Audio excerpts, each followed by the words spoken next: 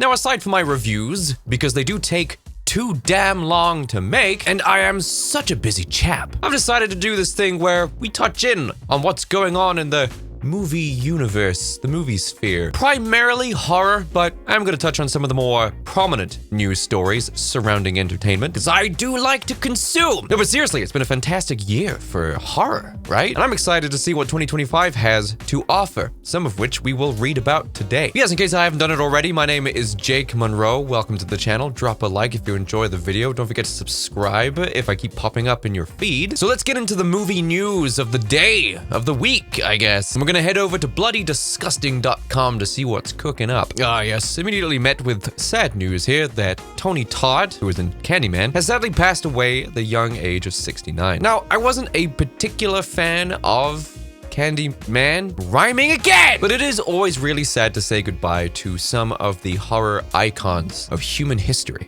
So, rest in peace, Tony Todd. Yes, here's something that upsets me to no end. I didn't think this was possible, but Hollywood is slowly convincing me to get irritated by the very presence of Jack Black. Now, I love Jack Black.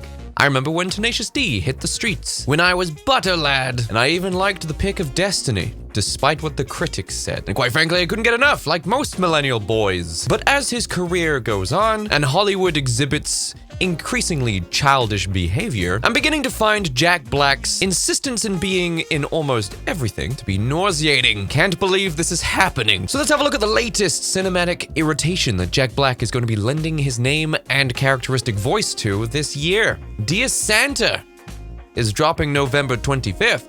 And yes, I have seen the trailer. Jack Black is starring in a new Christmas movie called Dear Santa, where he's playing anything but. General premise of the movie has been laid out almost in its entirety in the opening trailer that they have for this movie, where a child writes a letter to Santa and is dyslexic and sends it to Satan instead. So Satan shows up to give him 3 wishes, I guess? Is that something Satan does? Seems weird. Now, the reason why this only lightly flies into my radar is because it's a family-friendly affair rather than any kind of horror movie. Now, it's unlikely I'm going to give this movie a chance, despite the Farrelly brothers being at the helm of this movie. The ones who made Dumb and Dumber, There's Something About Mary, Kingpin, Shallow Hal. Most of these are great movies, especially Dumb and Dumber being an American classic, marred only by the terrible sequels that were made. Now, if there's anything I noticed about the trailer for Dear Santa, it's that Jack Black is, once again, playing himself. Say what you want about good old Jables, but range is not really one of those things he does well, or at least he's not hired for, suffering from a chronic case of typecasting, and most of the usual Jack Black isms are present in the trailer, numerously. But it looks like Jack is also going for the stinker trifecta, what with Borderlands being Minecraft obviously looking like it's gonna be.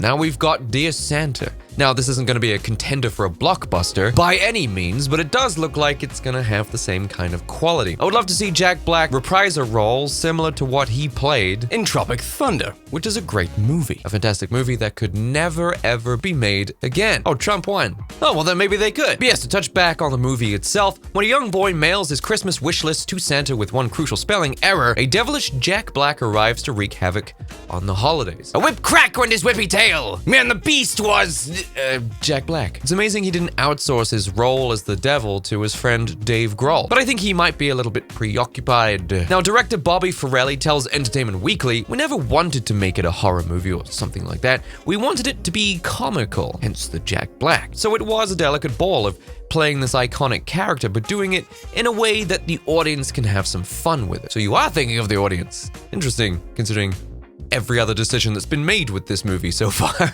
You may recall a sci-fi or sci-fi original horror movie released back in 2020 that was titled Letters to Satan Claus, which featured a very similar storyline, but it's important to note that Dan Ewan's spec screenplay for Dear Santa was actually purchased way back in 2012 for the Farrelly brothers. At the time, the project was titled Dear Satan. Over 10 years later, it's finally here. Now, I actually do far prefer the Dear Satan because that's the premise of the movie. And I can only imagine that the poster for this movie is deliberately misleading. Now, it's very likely this is going to be one of the disposable, easily forgotten entries into Jack Black's career. Unfortunately, I do still like Jack Black. Not a big fan of the roles he's been in, so hopefully next year he can distance himself from this typecast that he finds himself stuck in, though that's unlikely. Stranger Things Season 5 has been officially confirmed for 2025 with an episode reveal teaser. It's very exciting. It's a shame that most of the cast have squandered a lot of goodwill over the years, with a few of the cast inciting some controversy surrounding their beliefs. I can only imagine that this is going to hinder some of the excitement that fans initially felt whenever this show first premiered, but hopefully the show is good enough that most people can overlook this. Considering the staunch polarization of people's political beliefs these days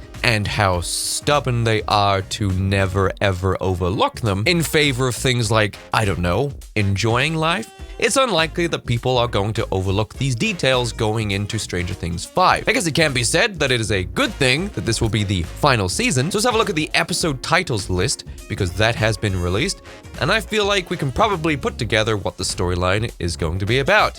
And I can only imagine that Eddie is returning. So we have The Crawl, The Vanishing of, character's name removed, The Turnbow Trap, Sorcerer, Shock Jock, Escape from Camazotz, The Bridge, The Right Side Up. David Harbour, Millie Bobby Brown, Winona Ryder, and Maya Hawke are back for Stranger Things 5, being joined by new faces including Terminator icon Linda Hamilton. Nell Fisher, Jake Connolly, and Alex Brew also join the cast. The article goes on, the season 4 finale set the stage for a final season that will bring the action entirely back to Hawkins, with the rift between Hawkins and the Upside Down now completely opened up by the monster behind it all, Vecna. Stay tuned for more on Stranger Things 5 as we learn it. Of course, just because the main series is coming to an end doesn't mean future Stranger Things projects aren't on the way. Season 5 was announced as the final season with the additional projects in the universe already in the works, including Stranger Things The First Shadow live on stage on Broadway next year. Who cares? But what I will say is that it's very likely that there are going to be spin-off shows of this series. I can only imagine the most popular characters,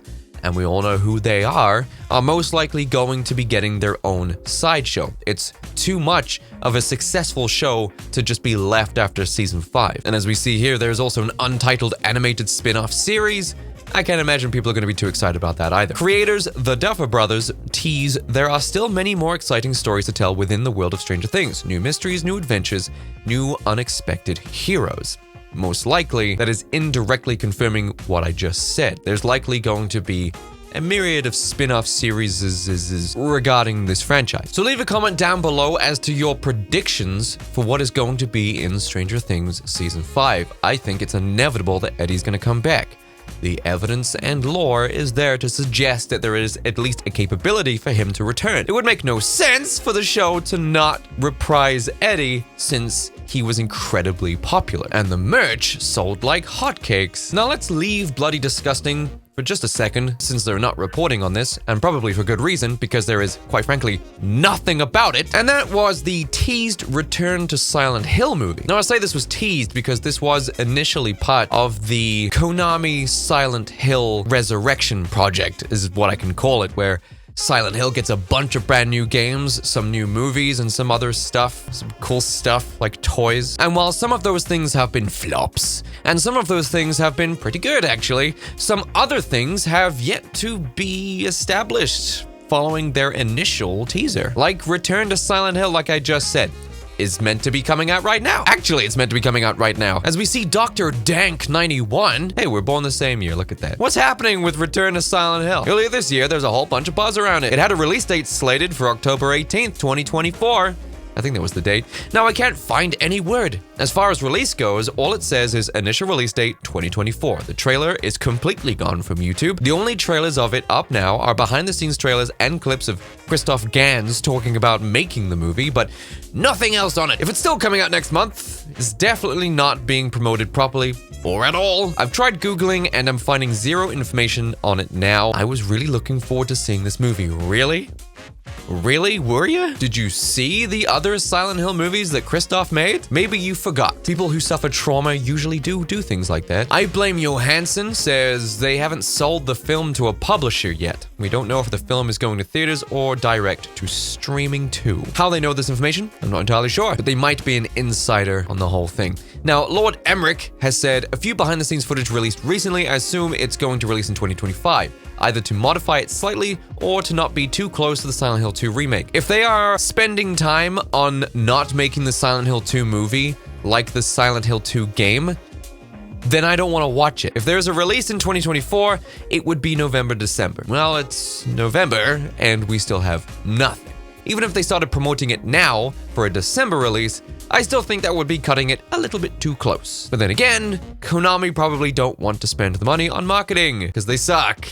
I still don't like you, Konami, which would leave not a long time to market, like I just said. The movie is definitely releasing though, that's a fact. So let's have a look at the IMDb and see if we should be worried about the upcoming Return to Silent Hill 2 movie. Oh, yes we should be. Who the hell is Caitlin? Who's Dara? Who's Cal? Who's the homeless man? Who the hell is Claudette? At the very most, their involvement in this movie should be no deeper than flashbacks to maybe some friends that James and Mary had.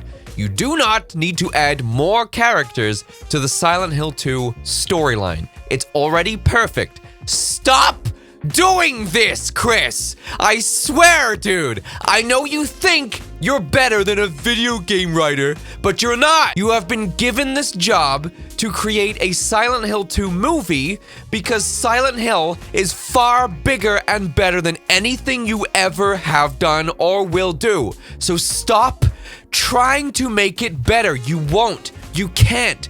Just recreate the goddamn game. Mitzi, Bouncer, Myers twin. Stop, Christoph. Stop it.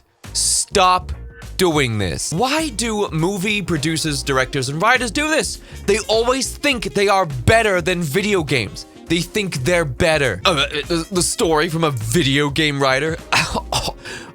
Literal scoff noises. No, I think I'm gonna do something far more pretentious. Because you see, if I was the one involved with making the original story, I would have made it not as good as it is. Do you see what I'm saying? You have been tasked with creating a live-action film of a video game because the video game is already good. It already succeeded. It already did better than anything you've ever done. So have some goddamn respect for the source material, leave it the hell alone, and just give people what they want. Do you know why the Silent Hill 2 remake did well, Christoph? It's because for the most part, it is exactly what the original game was. And in instances where it's not, it pays respect to the original. Just make the damn game into a movie. Why do you all insist on doing this? It never works. Borderlands, though? Borderlands? I mean, the first two movies you made, Christoph? God damn it. Maybe this is taking so long to come out because he's trying to ruin it as much as he can. Well, now suddenly the wait for this movie doesn't feel so unbearable.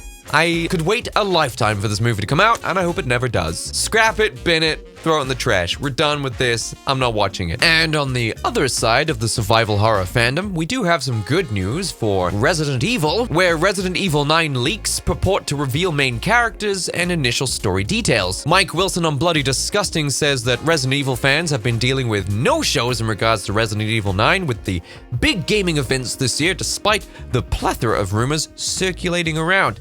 The latest crop comes courtesy of Andy at Biohazard Declassified, who says the latest batch of leaks were relayed by a playtester who claims to have played an early build of the game sometime in April and September in Japan. Wow, it's in playtesting already? That long ago? I think we can expect a release date pretty soon. What do you guys think? Obviously, with stuff like this, it pays to keep your grain of salt handy, as with most rumors regarding pretty much any insider knowledge. Always take it with a grain of salt. None of this has been officially confirmed, obviously, by Capcom or anyone at the Resident Evil 9 team. Plus, these rumors do venture into spoiler territory, so here we go. Now, according to Andy, Resident Evil 9 will take place 4 years after the main game of Resident Evil Village, which I wasn't a huge fan of. From gameplay to characters to the marketing, I was not a fan of Resident Evil 8. I know why they made it look the way they did. What with PT falling through when Resident Evil 7 seizing the opportunity to fill that hole. The story will apparently focus on Leon and Jill traveling to an island to investigate the company that created Evelyn in Resident Evil 7, who are now creating mass clones of the bioweapon Evelyn using the Megamycete provided by Miranda from Resident Evil Village. Drawing a bit from Resident Evil 4, Jill and Leon will become infected by the Megamycete and will experience hallucinations and hear Evelyn's voice throughout the game.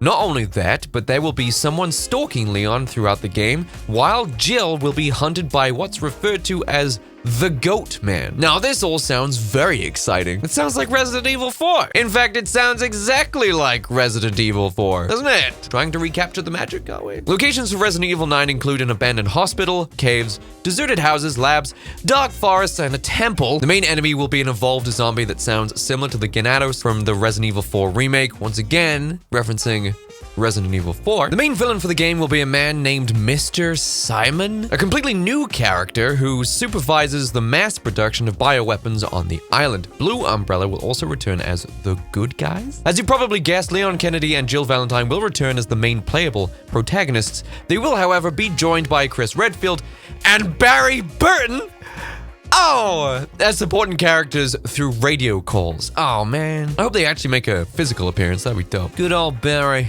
I don't think Barry's actually had any on-screen action since, what was it, Revelations 2? Speaking of Jill, her appearance will resemble her look from the Lost in Nightmares DLC from Resident Evil 5, so she's gonna be hot. While Leon will appear similar to his look in Resident Evil Damnation, age-wise, Jill will remain the same, but Leon will have a more grizzled, rough look. Dope. Once again, this is all just based on rumors. There's hope that Capcom will at least drop some new information at the Game Awards 2024 next month, but even that is speculation.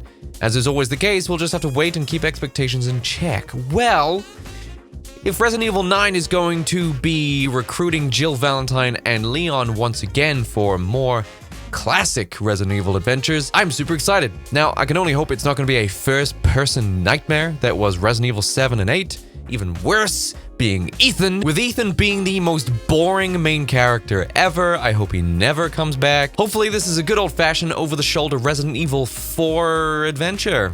It sounds like it's going to be, with Resident Evil 4 Remake being the template that they revolve around. Now, there are a ton of articles that I have overlooked and primarily focused on the things that interest me, but you can head over to bloodydisgusting.com now and see if there's any articles on there that might interest you personally. So nothing really that major to look forward to for the rest of the year, but 2025, let's see if horror can keep up this momentum, because I'm quite excited. Now, if you watched this far and you enjoyed the video, please drop a like, get this channel out into the algorithm, make sure you subscribe if you find yourself returning frequently, and I will see you next time, next Monday to be specific. Good night, everybody!